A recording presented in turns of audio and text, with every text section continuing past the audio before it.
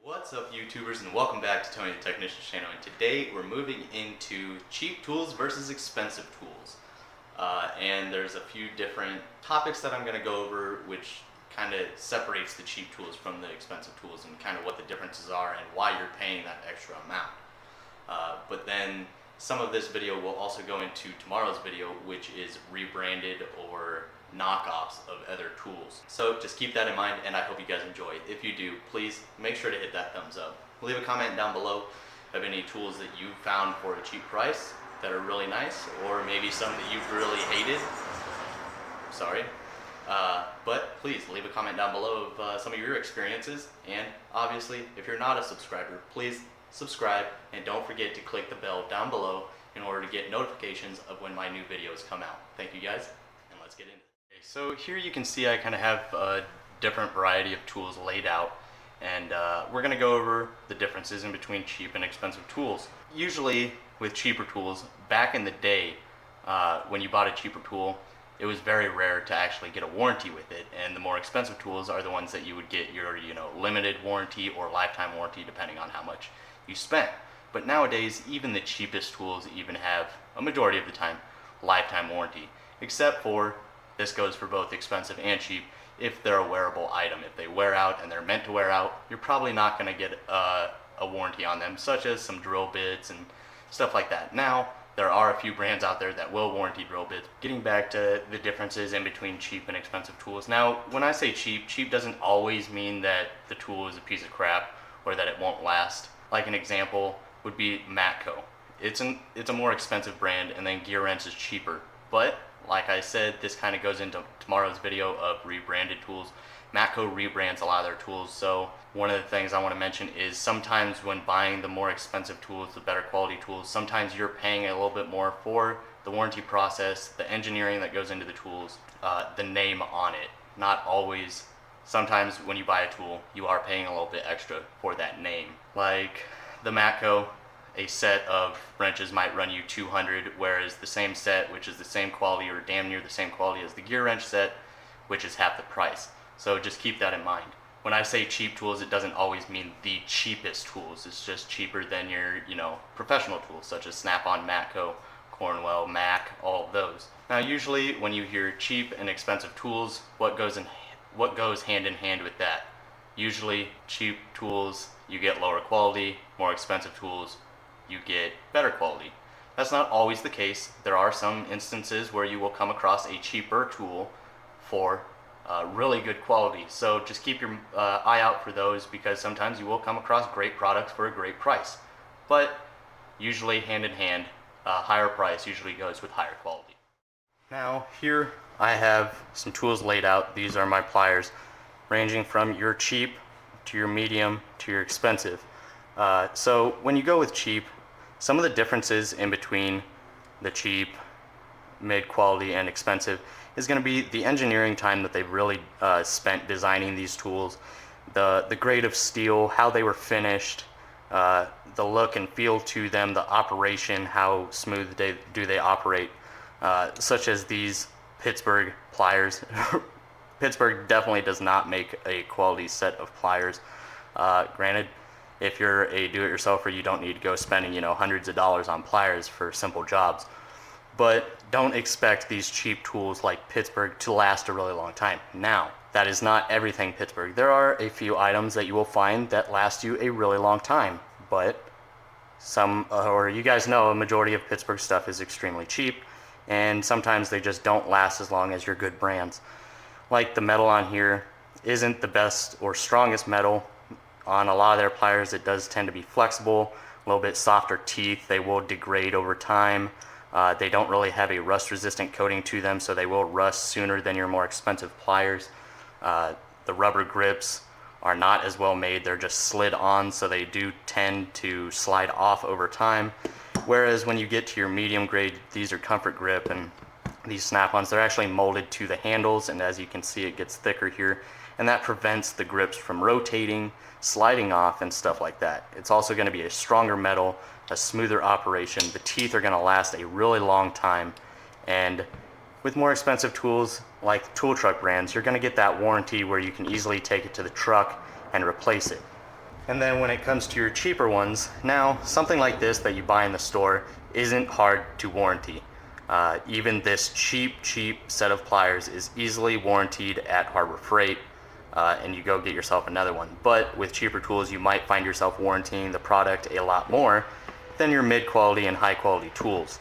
Now with something like gear wrench, where you don't find a whole lot of them in stores, where most of them are bought online, that's where the warranty can be kind of a pain in the butt. Not that it's hard to warranty an item, but you can't simply take it to a store and replace it right there, or you can't just wait, a few days for the tool truck to come by and give you a new pair. Whereas the Snap-on, you could either send it in through the mail or wait for your tool truck guy to come by and swap out your old set and move on. And here you can see the Pittsburgh. These are great for home use, but it is softer metal. The teeth aren't as defined, and they do actually operate pretty smoothly, but they're lower quality. But for these long pliers, they've worked really good for the house. Now, I wouldn't be using these every single day in the professional field. I would want to step up to something like Snap-on, Nip-X, Channel Lock, any of those, where the metal is going to be much stronger. You're going to have many more features. That's another thing that you get with paying for a better quality item. It's going to be better quality, usually a better warranty, better engineering on them. You're going to have more features, and the price is also going to depend on how many items are coming in the set. Like a set of 2 or 3 of these long needle nose pliers are going to run you around $20, whereas a set of the Nip-X, being of higher quality and more features, better design, better grips, it's going to run you around $100 for just 2 pair. So that's where your price ranges and why it ranges differently. But here you can see the basic design of the adjustable pliers. The teeth are not the best. There is a lot of play in here. The nose doesn't line up. The mechanism to slide the tool doesn't work as great. The metal, like I said, is a little bit weaker. And here you can kind of see the quality of the teeth are not great at all. But for your average little job around the house, yeah, you can get by with those instead of spending $100 on a set. Where there you have your medium quality, which is basically a knockoff of the Nip-X. They do have much better teeth than the Pittsburgh. The operating mechanism is a push button and it operates much smoother. The teeth, it still has a little bit of play in here, as you can see, and it is a kind of riveted piece to hold it together, whereas the Nip-X, your high quality one, it's going to be forged or made together, because there's no possible way to get this shaft of the pliers through here, so it's made all together. And that's pretty impressive. The grips are really well molded to the tools. The teeth are extremely sharp, and they will last a lot longer than your average Pittsburgh pliers. Moving on to the wrenches and ratchets. Now it goes back to, with the cheaper sets, you might get a set of 10 through 19 through Pittsburgh for $10, $20, whatever. With a cheaper set, you might be missing sizes. It's going to be weaker, looser tolerances, not as defined teeth in the 12 point, and it might be a heavier steel, but still not as strong as some of your better quality wrenches. This is a Tekton, which I would consider, mid-quality, really good for a do-it-yourselfer and maybe starting off as a technician. Really beautiful chrome job on this, where the Pittsburgh doesn't have the cleanest chrome job at all, but the Tekton is probably just a little bit lighter than the Pittsburgh, even though it is longer. It doesn't have any open-end features, which you get with the more expensive and higher quality wrenches. The teeth are a little bit more defined than the Pittsburgh set, and then the gear wrench, this is their extra long, and it probably weighs about the same as the Tekton. So you get that extra length, and with better, stronger steel, it can actually be lighter. And then, like I said, with the more expensive or higher quality tools, you get open-end features such as this detent in the bottom tooth and the top to help with those rusted fasteners. I don't know if you guys can see that or not, but they do have an anti-slip feature, really defined 12-point box end. And then the Matco has a beautiful chrome job. These are the Matco wrenches that I actually like. I don't like their ratcheting wrenches. I have a lot of issues with them. But this is a spline drive box end. Works really well for a lot of different fasteners. Beautiful chrome job, strong steel, tight tolerances. and once again, their own style for the anti-slip feature. When going with a cheaper wrench set, you might be missing some common sizes that you might need. You're not going to get as tight of tolerance or as strong of steel. And as you move up in price, you also move up in quality a majority of the time. Whereas these Matco wrenches probably run a couple $100s per set. The gear wrench set runs around $80 from, I think it's 6mm through 32. It does skip some sizes, but it does have your common sizes. And then Tekton does a really good job of having a mid-quality tool that doesn't skip any sizes in almost all of their tool sets. Now, that's not every tool set, but a majority of them. And then no open-end features for the two lower to mid-quality tools. And then as you go up, you get more features such as the open-end anti-slip feature and the spline drive and more defined 12-point box end. Now when it comes to ratchets, ratchets has actually came a really long ways with all manufacturers. Back in the day, it was an extremely low tooth count for basically all the ratchets, and they just weren't the best made. Now there are some older ratchets that actually work great still today, but manufacturers have really improved their ratchets. Even Pittsburgh has came a long ways. They have a 72 tooth gear, which is actually pretty high for such a cheap ratchet. Now this is a 3/8 drive with flex head, no quick release, and it is a comfort grip.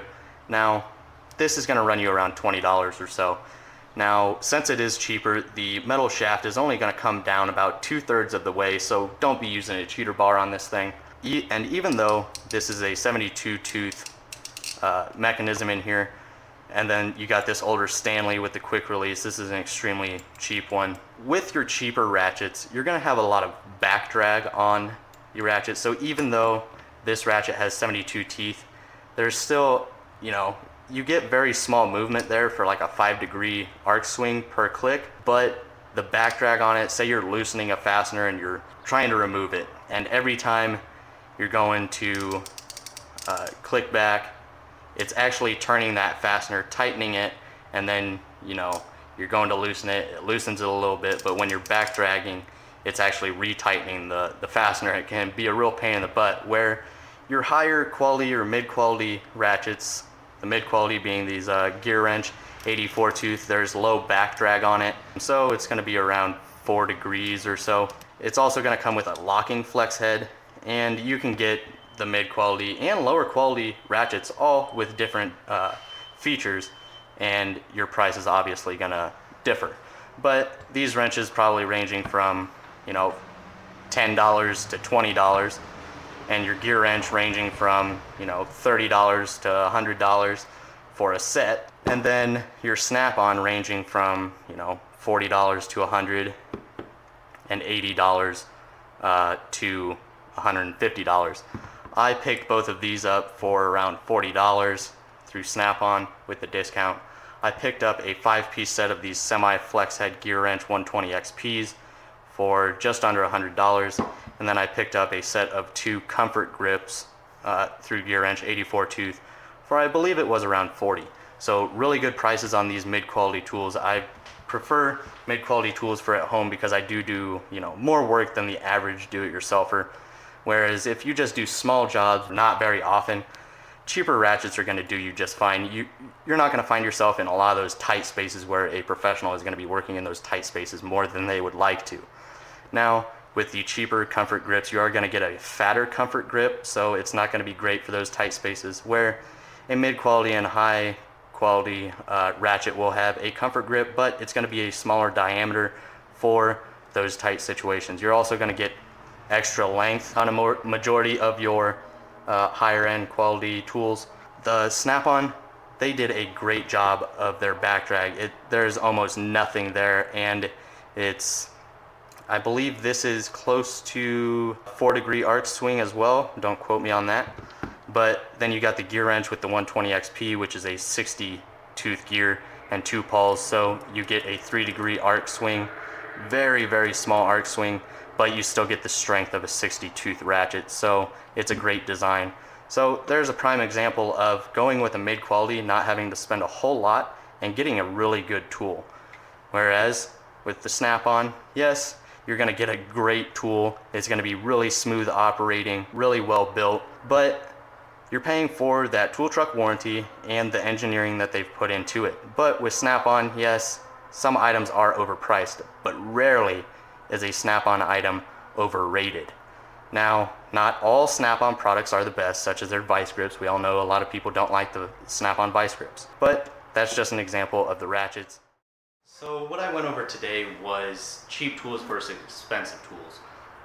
Usually it goes hand in hand. The more you spend, the better quality you're going to get.